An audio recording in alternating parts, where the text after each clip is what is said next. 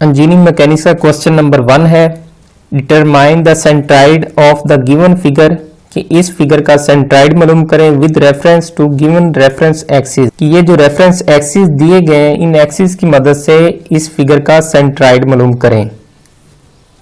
तो किसी भी सेक्शन का सेंट्राइड मालूम करने के लिए सबसे पहला काम आपने ये करना है कि अगर तो वो सेक्शन कंपोजिट है यानी मुख्तलिफ प्लेन फिगर्स का मजमुआ है, तो सबसे पहले आपने इस कंपोजिट सेक्शन को सादा ज्योमेट्रिकल अशकाल जैसे रेक्टेंगल है, ट्राइएंगल है, सर्कल है, स्क्वायर है, तो आपने इन सादा ज्योमेट्रिकल अशकाल में डिवाइड करना है।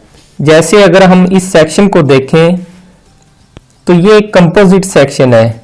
अगर इसको हम यहां से डिवाइड कर लें तो ये दो रेक्टेंगल्स बन जाएंगी, यानी ये सेक्शन दो रेक्टेंगल्स का मजमुआ था।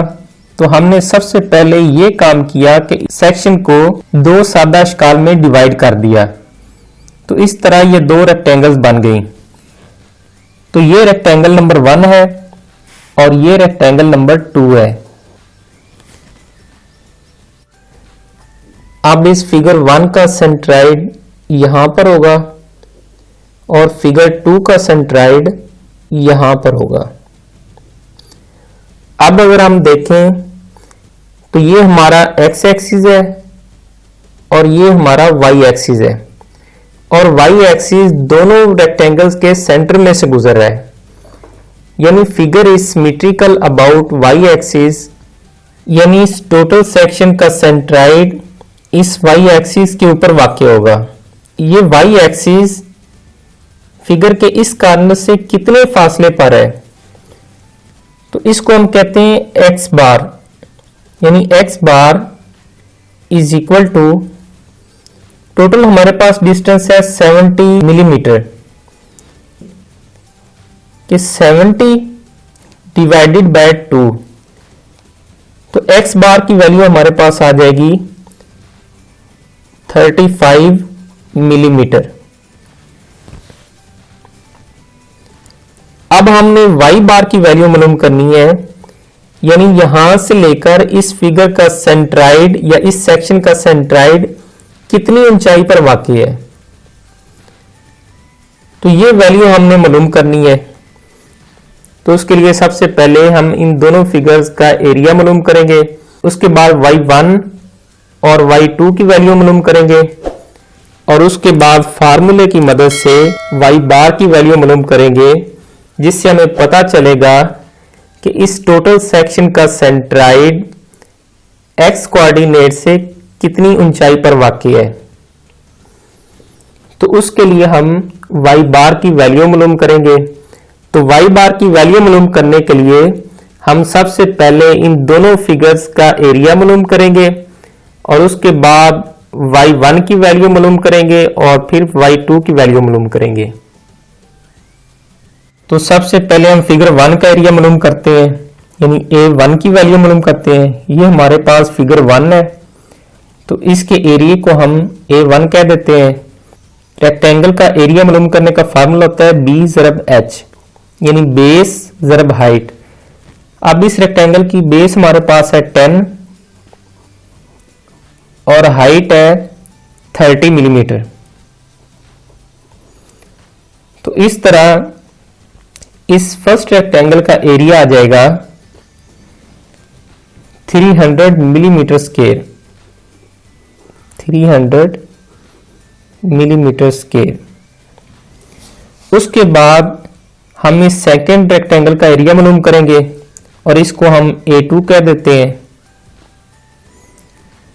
इसका भी वही फार्मूला है b ज़रब h, चूंकि रेक्टेंगल का एरिया मालूम करने का फार्मूला होता है b ज़रब h, यानी बेस ज़रब हाइट। या दूसरी सूरत में हम ये भी कह सकते हैं कि लेंथ ज़रब हाइट।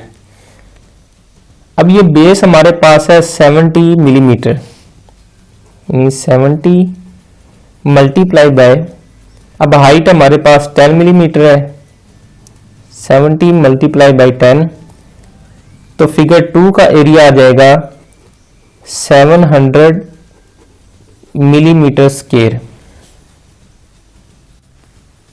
तो अब हम y1 और y2 की वैल्यू मालूम करेंगे।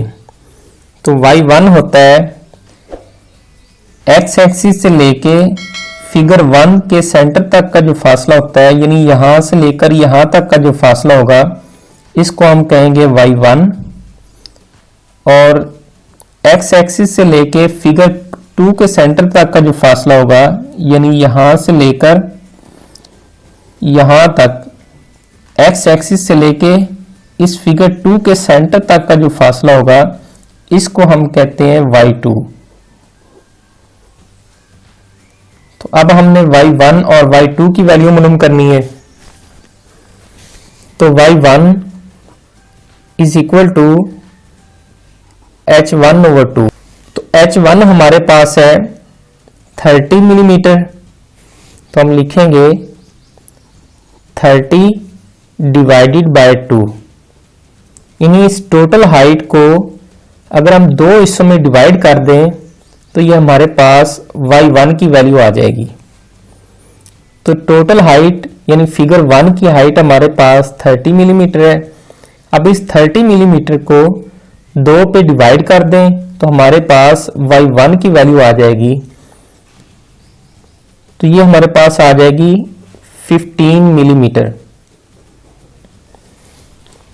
अब हम y2 की वैल्यू मालूम करेंगे।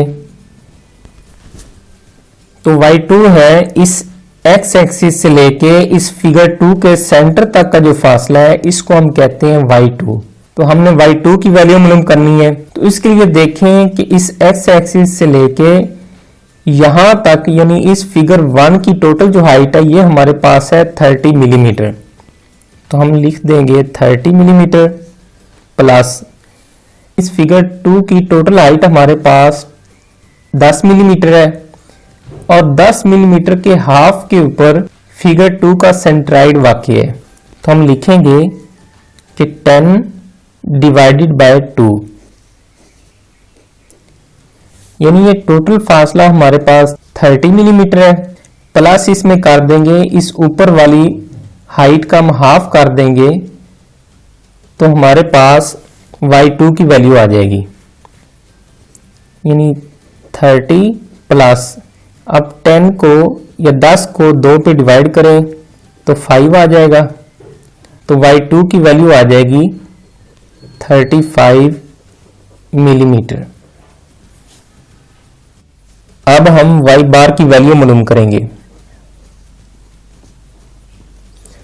तो y बार मालूम करने का फार्मूला होता है a1 y1 plus a2 y2 over a1 plus a2। अब a1 की वैल्यू हमारे पास है 300 मिलीमीटर स्क्वायर और a2 हमारे पास है 700 मिलीमीटर स्क्वायर। यानी a1 की जगह a1 की वैल्यू लिखेंगे और a2 की जगह a2 की वैल्यू लिखेंगे। इसी तरह y1 हमारे पास 15 मिलीमीटर है और y2 हमारे पास 35 मिलीमीटर है। तो हम यहां पर लिखेंगे a1 यानी 300 इंटू y1 हमारे पास 15 मिलीमीटर है प्लस a2 हमारे पास 700 है मल्टीप्लाई बाय y2 हमारे पास 35 है divided by a1 plus a1 हमारे पास 300 मिलीमीटर प्लस a2 700। तो इस तरह y बार की वैल्यू आ जाएगी 29 मिलीमीटर। यानी इस टोटल सेक्शन का सेंट्राइड x एक्सिस से 29 मिलीमीटर की हाइट पर वाक़ई है। तो अब अगर देखें तो ये हमारा x एक्सिस है, यहां तक 30 मिलीमीटर बनते हैं। थोड़ा सा नीचे यहां पर इस टोटल फिगर का सेंट्राइड वाक्य होगा, जो कि हमने मालूम करना था। और ये सेंट्राइड यहां से लेकर यहां तक यानी एक्स एक्सिस से लेके इस फिगर के सेंट्राइड तक का जो फासला है इसको हम कहते हैं वाई बार, और इसकी वैल्यू है 29 मिलीमीटर। यानी इस टोटल फिगर का सेंट्राइड फिगर के इस कॉर्नर से लेके 35 मिलीमीटर के फासले पर है, इसको हम कह देते हैं एक्स बार। यानी इस टोटल फिगर का सेंट्राइड फिगर के इस कॉर्नर से एक्स बार के फासले पर है और वो 35 मिलीमीटर है।